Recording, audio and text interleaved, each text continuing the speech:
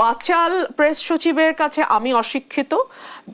Saint Martin নিয়ে প্রশ্ন করার কারণে ওই অ্যাঙ্কার হচ্ছেন বামপন্থী আর বামপন্থীরা হচ্ছেন বনসাই। তো আমি ওনার জ্ঞাতার্থে জানাই যে কথাটি উনি বলেছেন, উনি তো অনেক পড়াশোনা নিশ্চয়ই করেন, না হলে ওনার বাকি সবাইকে মূর্খ কেন মনে হয়? উনি কি জানেন ওনার সোর্স অফ পাওয়ার কি? উনি তো পাওয়ারটা খুব এনজয় করছেন, ওনাকে দেখলেই বোঝা যায়। কিন্তু উনি কি জানেন ওনার সোর্স অফ পাওয়ার কি? ওনার উৎস কি ক্ষমতার? ওনার ক্ষমতার উৎস হচ্ছে একটা রেফারেন্স যেটা সংবিধানের 106 অনুচ্ছেদ অনুযায়ী সুপ্রিম কোর্টের কাছ থেকে নেওয়া হয়েছে। এখন আপনি আসেন সেই রেফারেন্সে কি লেখা আছে আমরা একটু দেখি।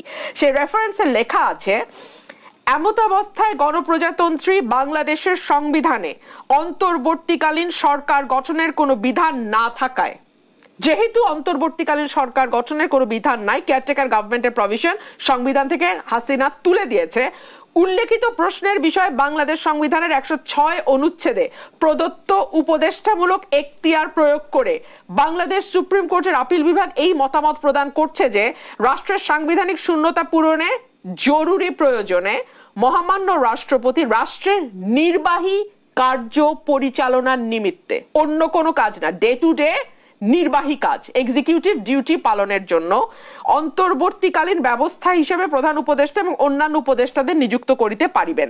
এবং এই রেফারেন্স অনুযায়ী কিন্তু এই উপদেষ্টা পরিষদ গঠিত হয়েছে।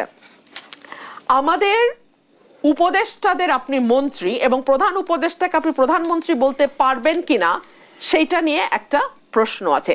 এই সরকার আসার পর একটা অধ্যাদেশ করেছিল, সেই অধ্যাদেশে সরকার বলেছিল যে প্রধানমন্ত্রীর দায়িত্ব হচ্ছে প্রধান উপদেষ্টা এবং অন্যান্য উপদেষ্টারা মন্ত্রী পদমর্যাদার হবেন। সেই অধ্যাদেশটা কোনো এক অজানা কারণে চাপা পড়ে গেছে। অজানা কারণটা কি জানেন?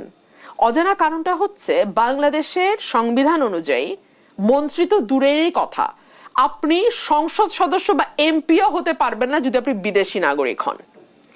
এই সরকারের উপদেষ্টা পরিষদ, তার এক্সটেন্ডেড ভার্সন আমাদের নিরাপত্তা উপদেষ্টা, যেই পদটা বাংলাদেশে কোনোদিন ছিলই না, সেটাকে তৈরি করা হয়েছে। এরা প্রত্যেকে অন্তত 12 থেকে 14 জন বিদেশি নাগরিক আছে। নিরাপত্তা উপদেষ্টা ইতিমধ্যে সেই অভিযোগ নাকচ করেছে। উনি কি বলেছেন? উনি কথার মারপ্যাচ দিয়েছেন। উনি একবারও বলেন নাই, উনি বলেছেন বাংলাদেশের নাগরিক হিসেবে, কিন্তু অন্য কোন দেশের নাগরিকত্ব তার নাই, ডুয়েল সিটিজেনশিপ নাই, সেটা কিন্তু উনি বলেন নাই। এক। দুই হচ্ছে, আমাদের সেই অতি বাচাল প্রেস সচিবকে এই প্রশ্ন করা হয়েছিল, বারবার করা হয়েছিল। এই বাচাল প্রেস সচিব একবারও বলে নাই যে এই উপদেষ্টা পরিষদে বিদেশি কোন নাগরিক। তিনি বলেছে যে এটা অভিযোগ উত্থাপন করবে সে প্রমাণ করবে। কেন তোমাদের এই ট্রান্সপারেন্সি, স্বচ্ছতা নাই কেন? সেই জবাবদিহিতা নাই কেন? ওপেন চ্যানেল, ন্যাশনাল চ্যানেল বলে দেন আপনি। আপনার যদি সেই মরাল স্ট্রেংথ থাকে যে এই সরকারে কোনো বিদেশি উপদেষ্টা নাই, তাহলে সেটি আপনি জাতির সামনে প্রেস সচিব হিসেবে কেন পরিষ্কার করছেন না?